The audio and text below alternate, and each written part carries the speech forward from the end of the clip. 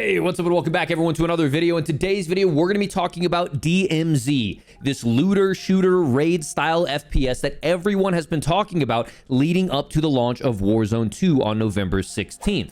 Now, a lot of people have been hearing about this through Call of Duty Next or, leaks from the community, but they don't really know what the heck DMZ is. I get this question all the time in my Twitch chat.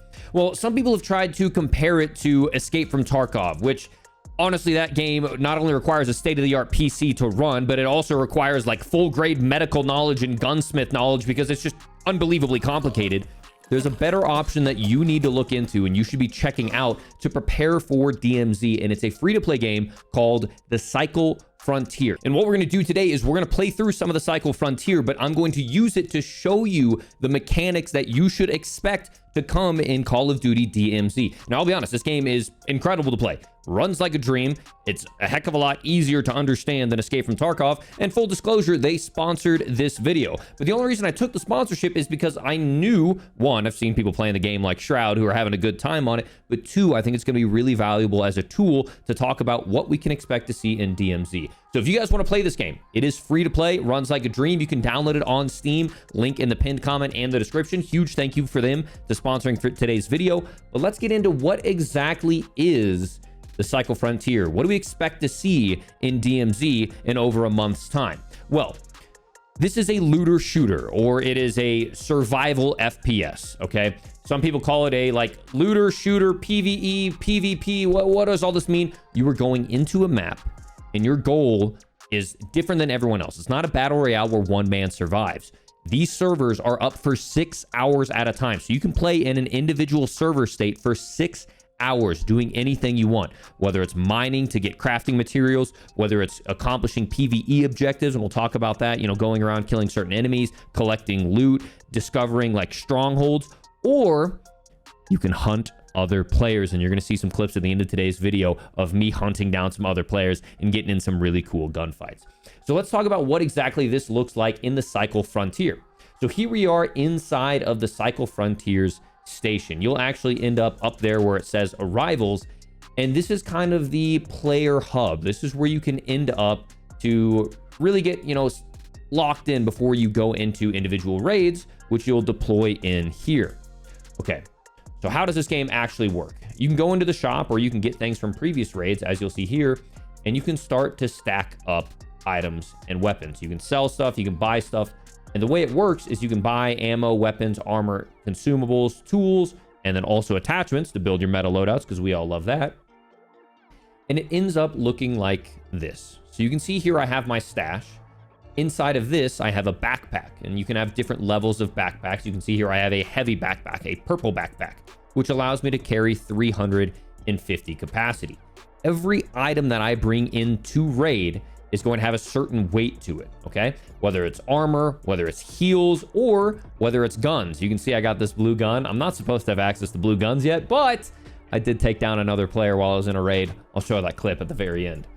And so what you do is you go into raid with this preparation. But the scary thing about games like this, and where it really brings a different weight than a battle royale, is whenever you die in raid, whatever you died with, you lost. Okay, you do not get to keep your meta weapons at all time. If you find the absolute perfect sniper, there's a little bit of extra pressure as you go through that raid to not lose your fully kitted out sniper. Okay, so that's kind of the baseline, right? You can pick anything from SMGs to snipers. Really nice inventory system here. There's also a system as well. Instead of just buying from that general shop, you can go over here to the crafting station or the gear printer, and you can craft weapons as well with resources you have found throughout your raids. So you're constantly rewarded, whether it's for hunting other players or if it's just for looting. You can find better and better weapons to take into the actual map. Same thing, there are different tiers of armor that continue to go up and help you out in game as well. Same thing goes for attachments. You can throw suppressors on, optics on, and better consumables as well. All right, but what exactly are we doing in raid? How do we know what we're supposed to do? Okay, we got a couple options, right? So we already mentioned one, and that is to hunt down other players, which I'm a PvP guy. That's what I like.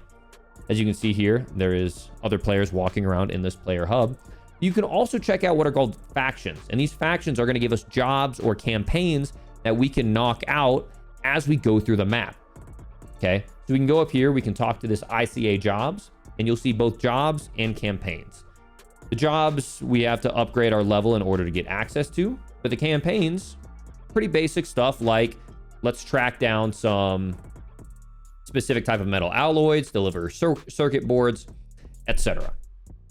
The benefit of accomplishing these is we get better and better access to their shops. As you can see here, we can get something like the Kinetic Arbiter, which is like a laser sniper rifle, as we begin to level up. There's so much progression possibilities in these games. And this is what we're seeing, right? This is some of the similar mechanics we've seen from Escape from Tarkov, and this is what we're expecting to see in DMZ, which is expected to launch in November, but honestly, a lot of rumors are saying that it's going to be delayed. So once again, if you want to get a head start on it, play something new because Warzone's super dead. This is a free-to-play game that is available for you. So there's 3 factions in total. You saw ICA. This is Osiris, which once again has different weapons that you can unlock. You can unlock the Basilisk, and they also have very good consumables in this. The strong stems are clutch for healing mid-gunfight. And then the very last one you can see all the way over there is Korolev. And they also have some individual things you can accomplish as well.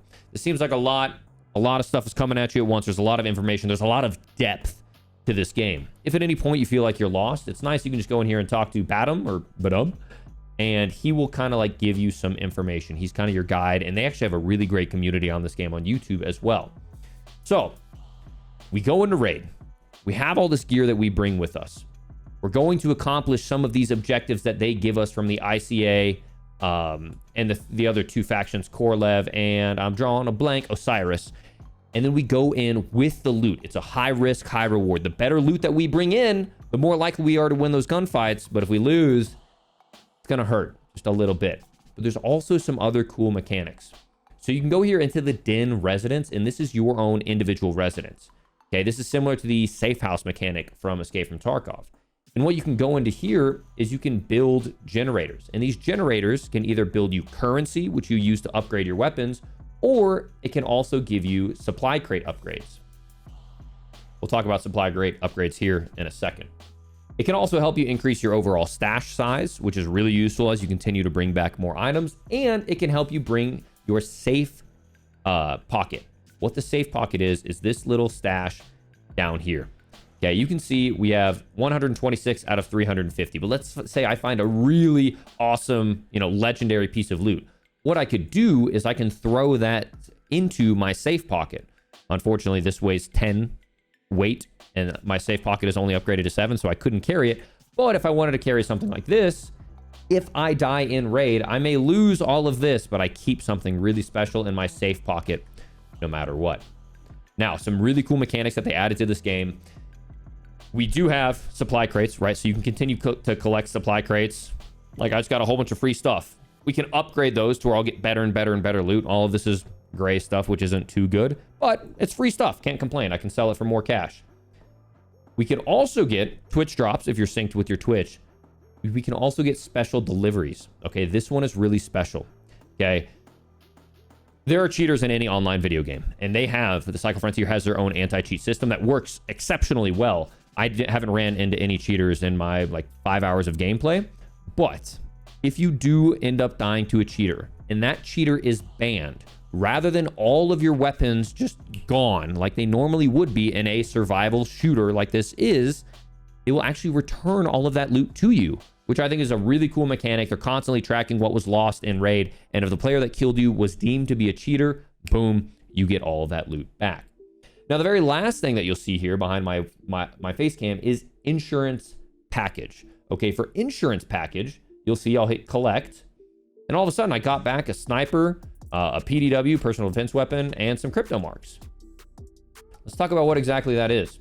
So, as you go through your station, and there's so much breadth and depth to all this, I'm really trying to breeze through it pretty quick because I want to show you some of the really cool gameplay, because this game runs like a dream.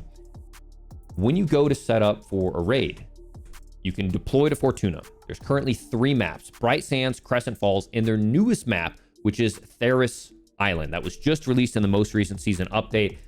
And as you can see, There's difficulty normal, difficult hard, and difficulty unknown. As you start to progress through this, there's going to be more difficult enemies across the map, and more than likely, there's going to be higher tier players across the map. So you're going to be fighting higher tier weapons. You're going to be fighting higher tier enemy, which always means higher tier loot.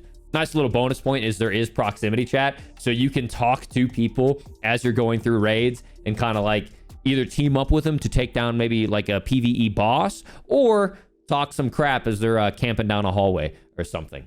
So what you can do is if you're going into this raid, let's say I'll just select this map, you have an insurance system. So yes, I did mention that, you know, you lose everything that you come into raid with, but as you saw, I just got a few things back. And the way that works is you have to insure some items. You can either insure them with one of two different types of currencies. And when you insure these weapons, if you die and no one picks up your loot, you get all of your stuff back. It takes a little bit of time. I think it takes a few hours or maybe a day or so where it ends up coming back through insurance. So you want to have a rotating stockpile of weapons you can use. But if someone kills you, like I killed this guy, and then I take his beautiful blue rifle, I get to keep it. He loses out on it completely. But without further ado, what we're going to do is we're going to take a look at some gameplay of the Cycle Frontier, okay? And we're going to show some things from prospecting, of me picking up and kind of like getting some of these crafting and looting materials, to me capturing and taking care of some PvE elements of, you know, just accomplishing some of the jobs and campaigns that some of the factions have for me, doing some more menial tasks.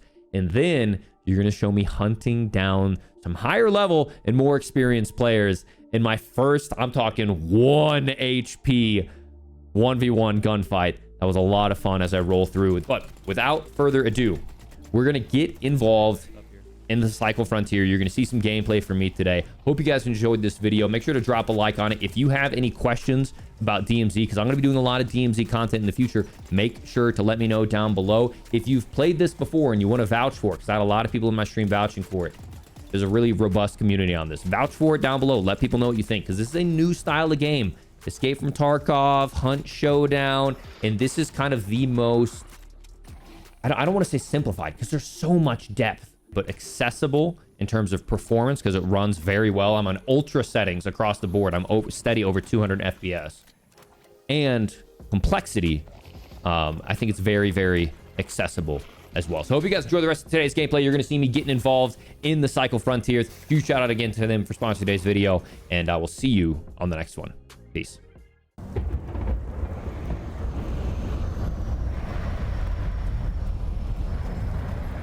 Wait, did he just get scooped? Wait, no. He's about to get scooped, though.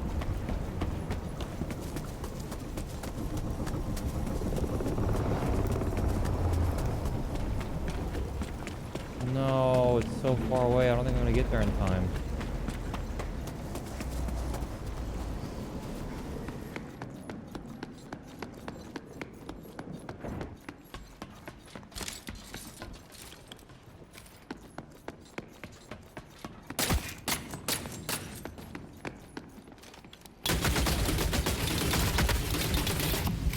Come on, baby! 1 HP! We win those! Oh my god. Oh my god. You guys were right. He was camping. Oh my goodness. Oh my goodness. With the reach owl. Slammed by the reach owl. Let's go. We win those. Oh my goodness. Oh, it's blue. Oh, we're picking that bad boy up. Yep, blue helmet. Yep, we'll take that.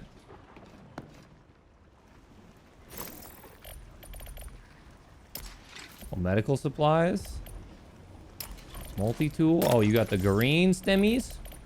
Oh, he's got the good stemmies.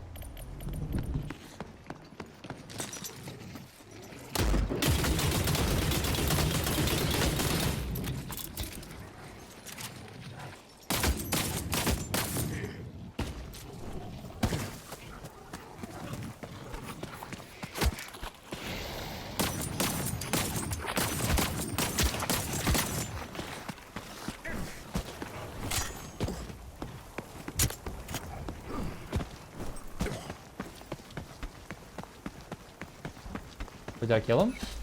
I killed him!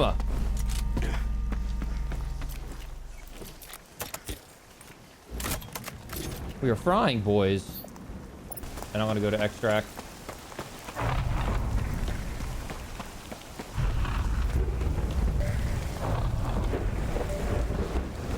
Sick, that when the lightning strikes, it just illuminates the area a little bit.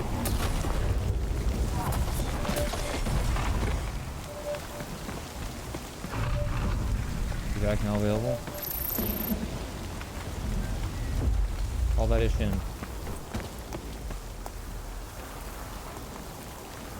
What is that? What is that skull?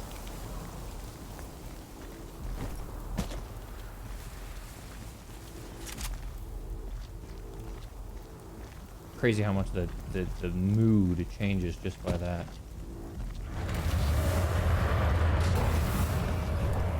Oh my gosh, look at the cover too.